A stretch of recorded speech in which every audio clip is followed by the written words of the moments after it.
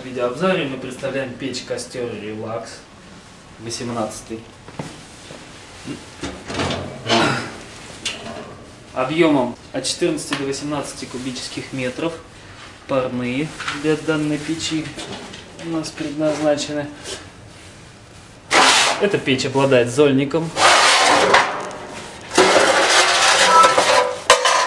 Для удобного сброса золы и его выкидывания. Колосником.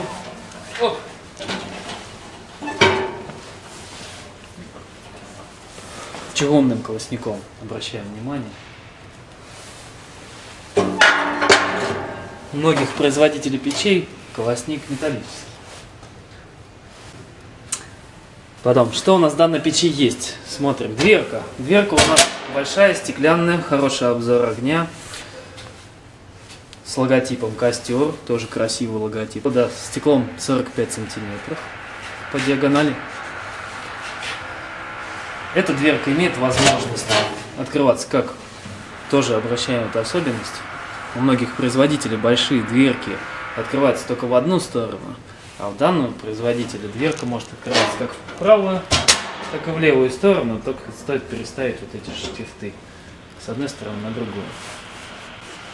Снаружи у нас портал у печи. Выполнен красиво, декоративно, он закрывать будет щели, которые у нас будет между туннелем и стенкой. Сверху мы на печи, что мы видим? Каменку. Каменка закладывается у нас 60 килограмм камней. То есть довольно-таки большая каменка. Развитый конвекционный кожух, который позволяет очень быстро нагнать парной температуру. Камера вторичного дожига газов. Предназначена для дожига газов, которые выделяются при горении дров. Внутри в камере вторичного дожига газа мы видим пластину для дожига газов. Сама камера выполнена вогнутой вовнутрь из нержавеющей стали снаружи. Снаружи вообще из нержавеющей стали верхняя часть камеры.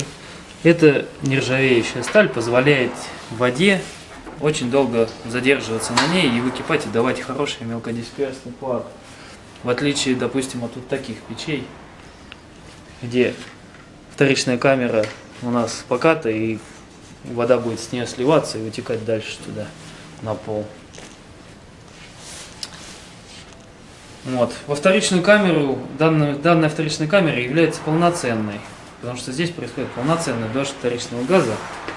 В нее добавляется воздух по вон тому каналу из нержавеющей стали.